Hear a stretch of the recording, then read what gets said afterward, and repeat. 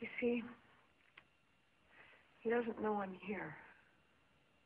Then he didn't send you? No, sir. This was my own idea. I see. Sir, we're desperate. We really need this job. My husband spends far more than he can ever earn. I don't mean that he's lazy, because he's not at all. He works all day long. It's just that he's not practical. Money simply slips through his fingers. It's ridiculous.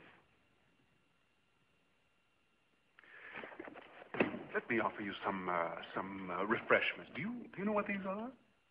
Nangyari din yan sa uncle ko eh. And in less than a month, he was gone. Ay, oo, I remember. Sama naman ang timing ko, oh. Emmy, nire-request sana ako sa'yo eh. Naalala mo yung friend ko? Si Oni? Remember her? Si Veronica Jacinto? Hindi. Anyway, kasi nagkausap kami. Kasi nga, meron sa mga binibenta-benta. Meron kasi sa Green Hills eh, may stall siya. Tapos ang lakas-lakas. Buy and sell siya. Eh, pumupunta siya ng Bangkok, pumupunta siya ng Hong Kong. Pero I think mostly now sa siya sa Bangkok kasi mas mura. O, tapos? Diba, Vicky, di hamak naman tong si Ems ang mas magaling sa business. Kasi naisip ko eh, aayusin ko na itong buhay ko. Eh, pala tayo, no? Di ako makapagtrabaho ng merong boss. Magsosyo tayo. Buy and sell. Magtsatsyanggi? Kaga, malaking racket yun, ano? Alam mo, Ems, konting kapital lang ang kailangan.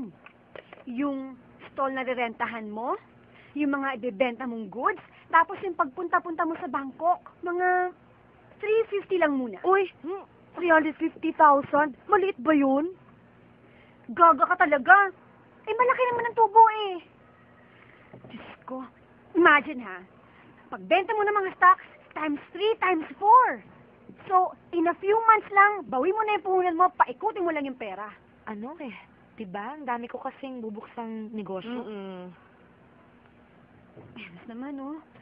Bakit nung si Enteng, tutulungan mo? Mayaman na yun, ah. Di ba dati, magsisosyo kayo dapat sa computers? Eh ako, nag-aaral na yung inaanak mo.